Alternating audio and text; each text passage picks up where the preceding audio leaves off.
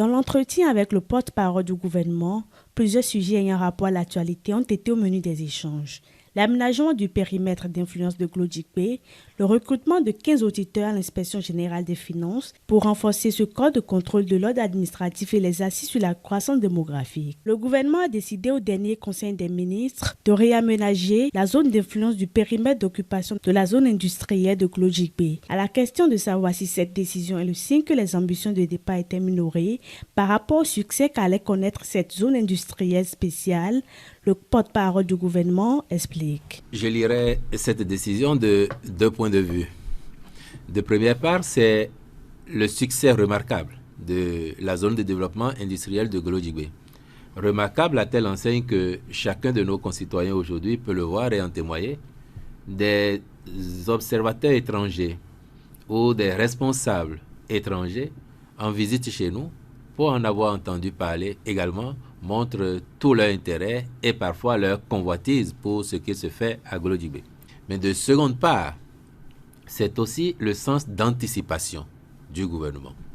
Parce que, au regard du développement que connaît cette zone, les projections nous autorisent à penser qu'à l'horizon 2030, nous pourrions avoir déjà de façon effective jusqu'à 300 000 emplois dans cette zone. Au cours de la séance hebdomadaire du gouvernement, il a également été question de renforcer le corps de contrôle de l'ordre administratif, notamment l'Inspection générale des finances qui recevra dans les jours à venir un renforcement de 15 auditeurs au titre de l'année 2023 et ce par voie concours. Pour le porte-parole du gouvernement, l'Inspection générale des finances est un instrument important pour l'État et a un caractère administratif. Donc, pas de compétition entre l'Inspection générale des finances et la CREET. Et l'IGF, oui, elle est très importante pour l'État.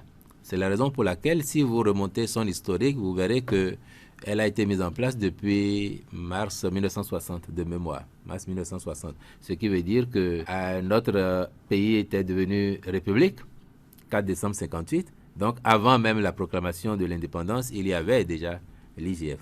A priori comme a posteriori, l'IGF est un instrument important. Et aujourd'hui encore, pour vous rassurer de ce qu'il n'y a pas de compétition entre l'IGF et la CREET, ou encore que l'une ne fait pas ombrage à l'autre, l'IGF a un caractère éminemment administratif. Son travail est essentiellement administratif.